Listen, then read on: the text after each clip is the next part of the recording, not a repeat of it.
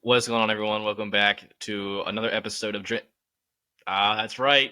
That's right. We got a new name. It's first podcast with our new name. That's right. We are now the Broad Street Boys, focusing on Philadelphia sports news and things, kind of in the division or related to it.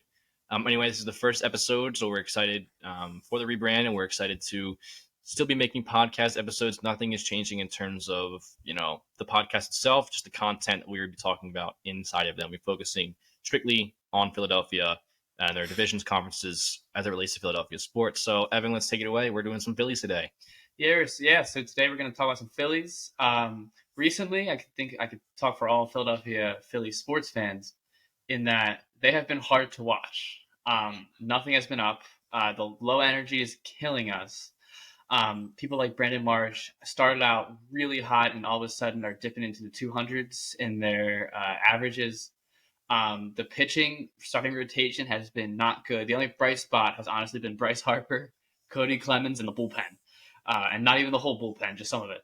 But I know Caleb has some things to talk about in that category, so go ahead, Caleb. When it comes to energy, you got it with Brandon Marsh. Like his slump, it's taking some of the energy that he brings into the clubhouse away. And Garrett Stubbs, like he's always in the clubhouse, but we're not seeing him as much. Now, obviously, the Phillies do have the daycare, which like it brings some energy. You really see it only after like big wins, which we've only seen 22 times this year. Not enough.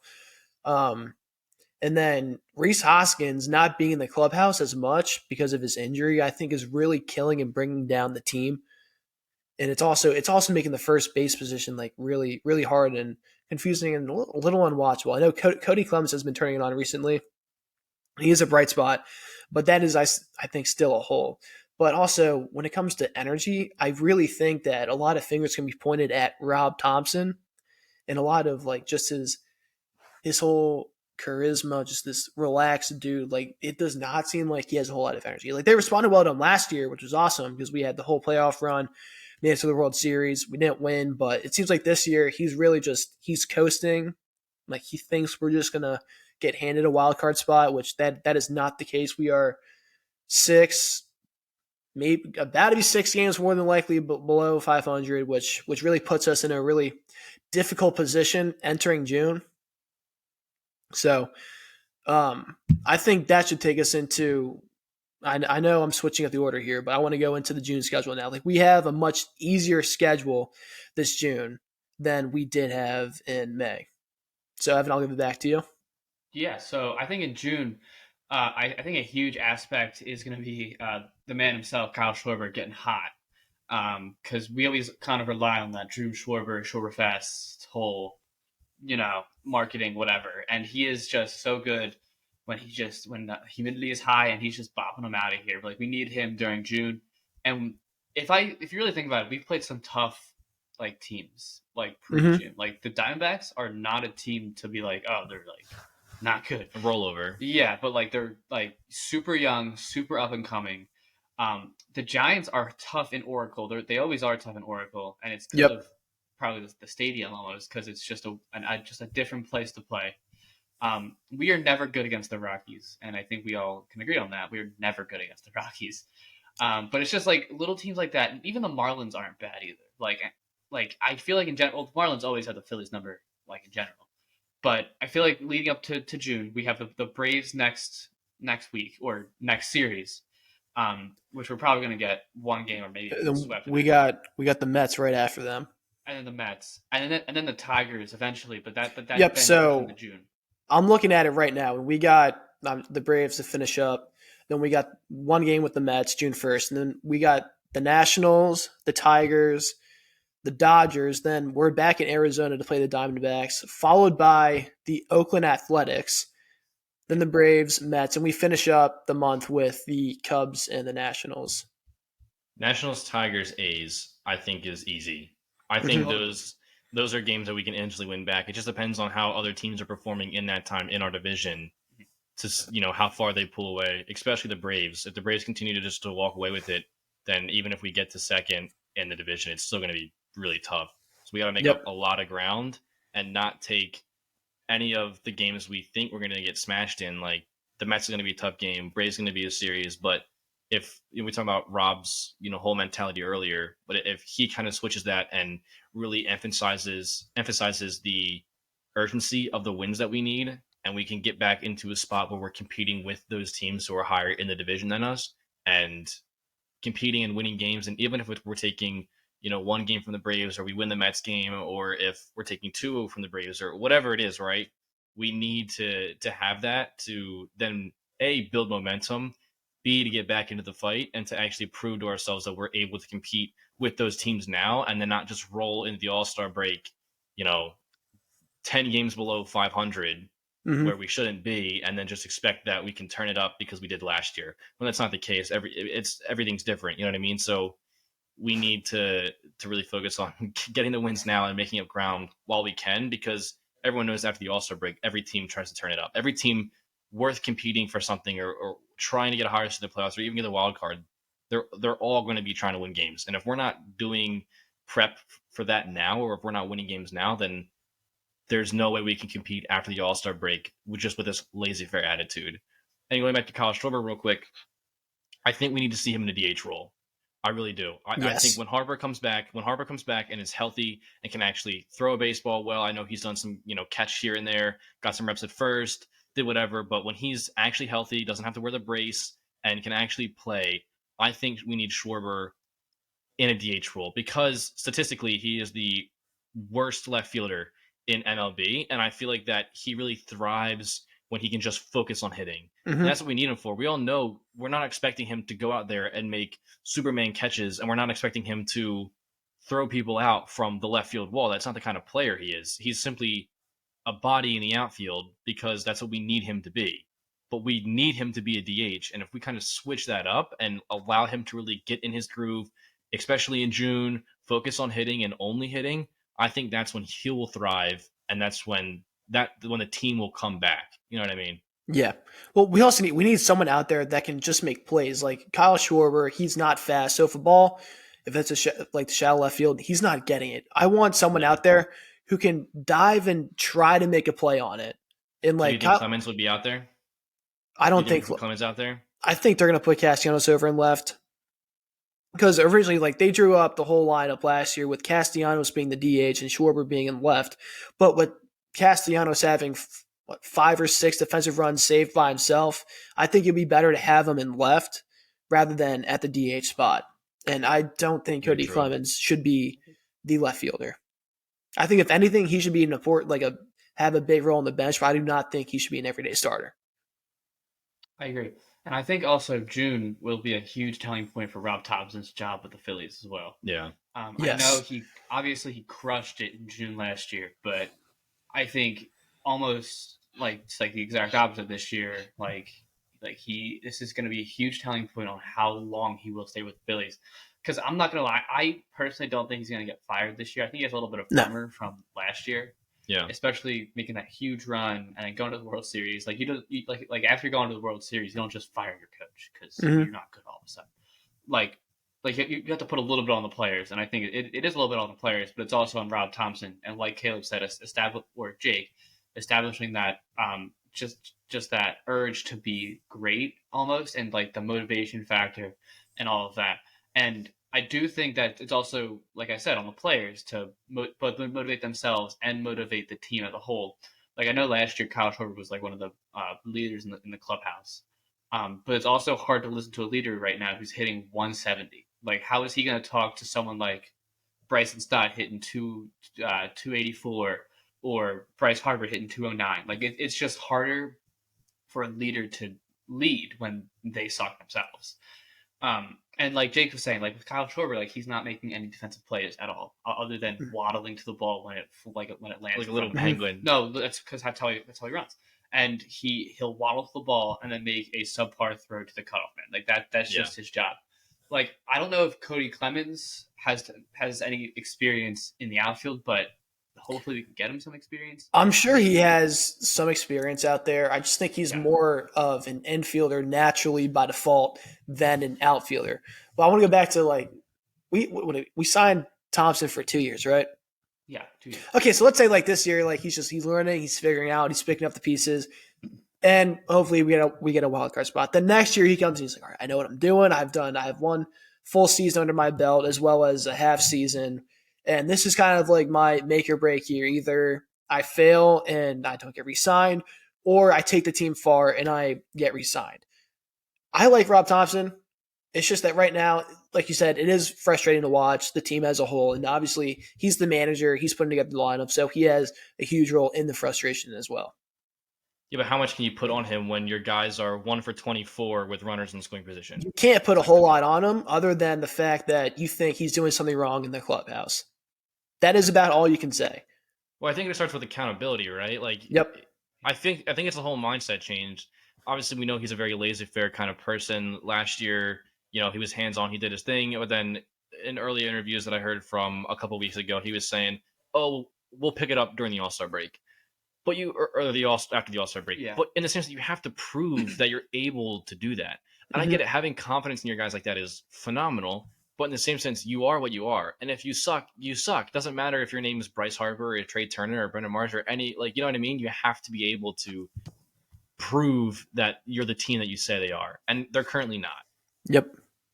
Yeah, it's almost like this year. I feel like in the beginning of this year, it's almost more frustrating than the beginning of last year. Yeah. At least for me, because we saw what this team can do. Yeah. And the fact that they're not producing and the fact that they kind of suck right now is just really frustrating. Like a person like Trey Turner. Like I know what just happened. Like actually 5 minutes before we are recording, I had to post onto the Instagram how he just hit that game-tying home run in the ninth inning. Yeah. But pre that, the guy, his OPS or his on base percentage is below 300 for the first time in his entire career. His batting average is 250, which is not Trey Turner if you followed him his entire career. He is striking out at such a high clip. It's crazy. Last year he had 163 strikeouts. Caleb, he had 163 strikeouts total last year. And how many games is that? 162. He's Exactly. really averaging like a strikeout a game. Exactly, which is not Trey Turner. So the Phillies, it's not. I'm not gonna say that they shouldn't have wasted the money because they were super early. I'm not even close to saying that.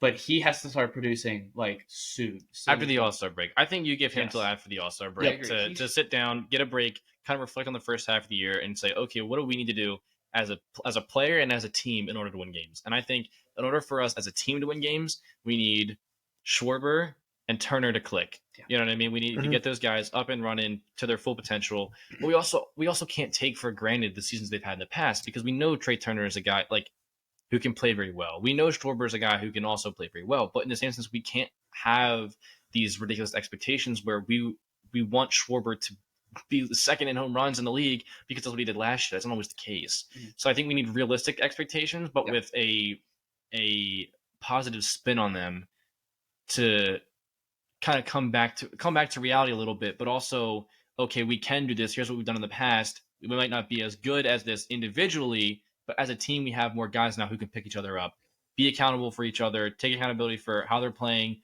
their performance, everything like that, and then also just motivate each other to play. Just say, hey guys, something. I'm not a professional baseball player. I'm not in that clubhouse. I don't know what's going on, but some conversation has to happen from one of the leaders on the team. I'm talking a Schwarber or a Harper. I mean, Hoskins is hurt, so he really can't do anything. But one of those guys, or even a Marsh, or someone who is full of charisma, to say, hey, listen, I know we're not doing good right now as a team and personally me as an individual, but here I need to get better so we can get better. You know what I mean? And I think that without that communication in that clubhouse, with nothing going on, with no motivation, with just bleh and just like gloominess, they're not going to get any better. Something has to change. Yep. Well, maybe for Trey Turner, maybe the swing that he had to top the game today, that might be all he needed to kind of get the confidence back. Exactly. I agree. Just that one clutch moment that could be all he needs. Yeah. I just think it's so weird how I told one of you this the other day, but I just thought it was so weird that he was like the face of the United States, like baseball, period, baseball, for like a month, like before the season, and then now all of a sudden he has less home runs than he has He's tied it now. He's tied. Okay, fine. But his RBIs are still down. His on-base percentage is still down. It's everything else is down. It's just such a weird downturn, especially with Kevin Long as our hitting coach, who's one of the best hitting coaches in the entire league. Yeah. Yep. Like it's just so weird to me how his decline. But like Caleb said, like I that's immediately what I thought when he hit that home run when I saw it on Twitter. Like maybe this could be like his moment to all of a sudden it just clicks in his head, and then all of a sudden now he's like this 300 hitter that we know he can be, and hopefully above 300 on base percentage too. Yeah, that's kind of my hope in general for him. That's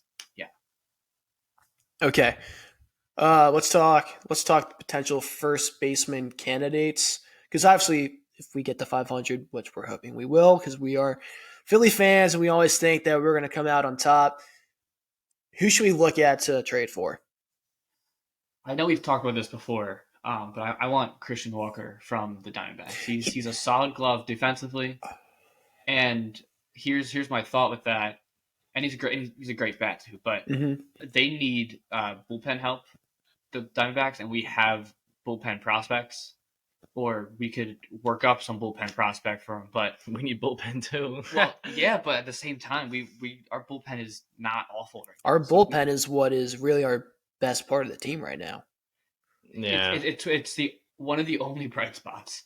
But I think we could give up some bullpen pieces in the minor leagues that will hopefully one day be okay.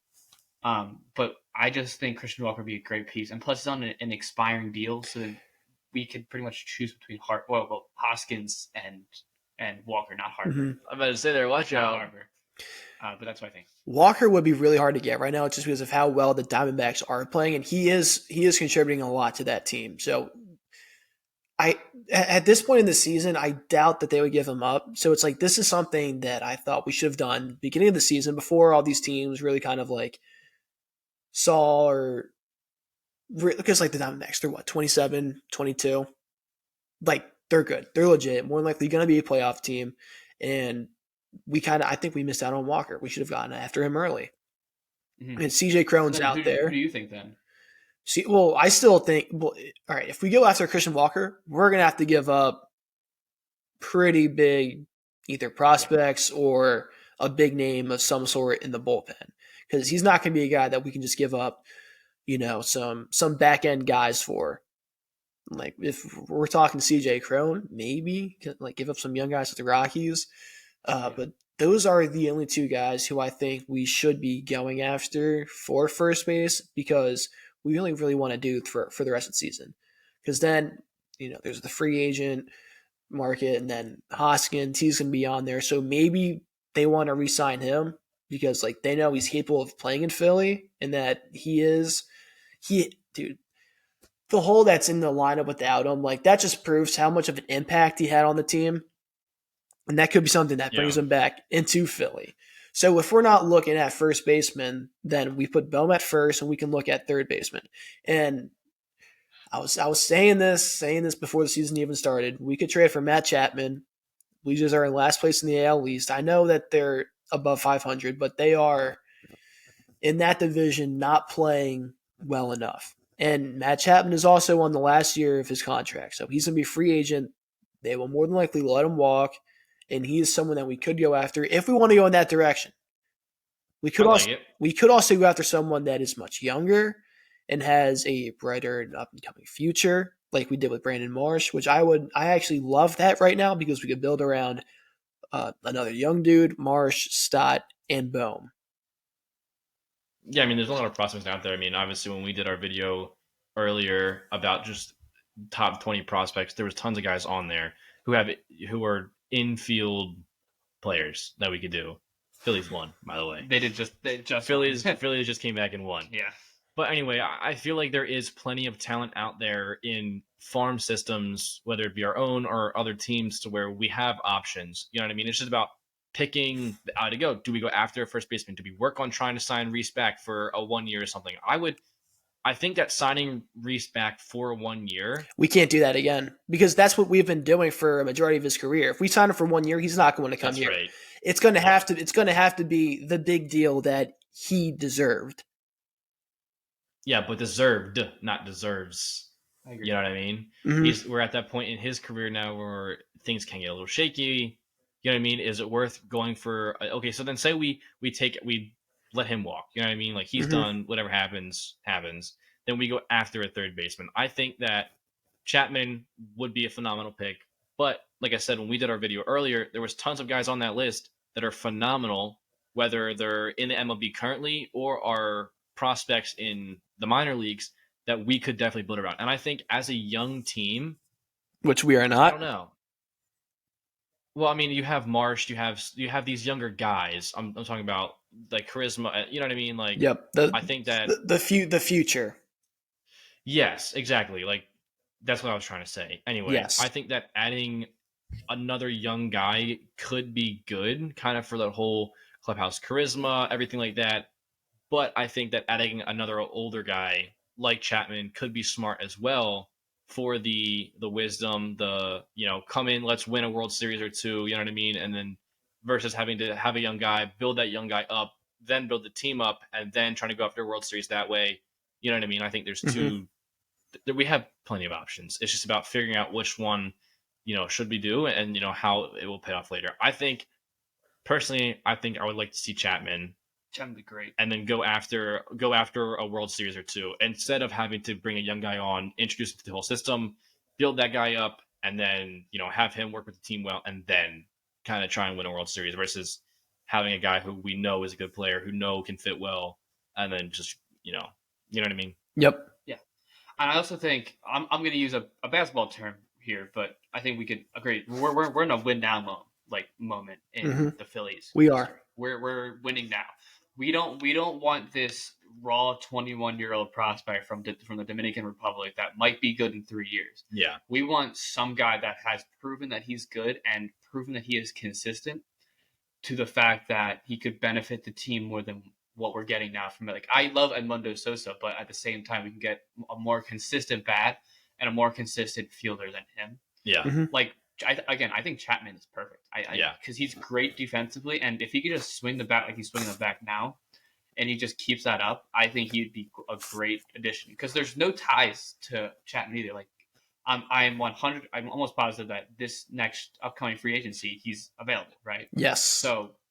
So we're not tied to him for next year. So it's pretty much like a rental deal, like we did with Jimmy Butler for the Sixers. Like we got Jimmy Butler, and then immediately he was in the free agency market. We are like, okay, he was good, so we should probably sign him back. But if he sucked, then we were like, okay, let's just let him walk, move on to the next year. We tried. yeah, Mhm. Like I think if it just shows us as the fans that they're trying to win, I think it's a big thing for both the fan base and the team to kind of show us that they still have faith in us in the team and the fact that we could be good in the future, but at the same time we have to be good now because let's be honest here, Bryce Harper isn't always going to play like an MVP. Yep. Trey Turner isn't always going to play like an MVP. Nick Castellanos is he's already starting to go downward and all of his statistics. Love him, but he's starting to already go downward. Kyle Schwarber is declining as we've seen, where he's only hitting home runs, and there's not even an there's extra. no in between. There's actually I saw before this Diamondbacks game. So he's had 8 hits, right, and 6 of those are home runs, and I feel like that's crazy. That's crazy. But it's just we need to win now, so Chapman or someone that's older would be the perfect fit. Almost. Yeah. So Caleb? What else were you talking about today? That was all I had. Those were the big things that I had today. The one thing I really wanted to talk about was the lack of energy and who we could potentially trade for. So that is all I have.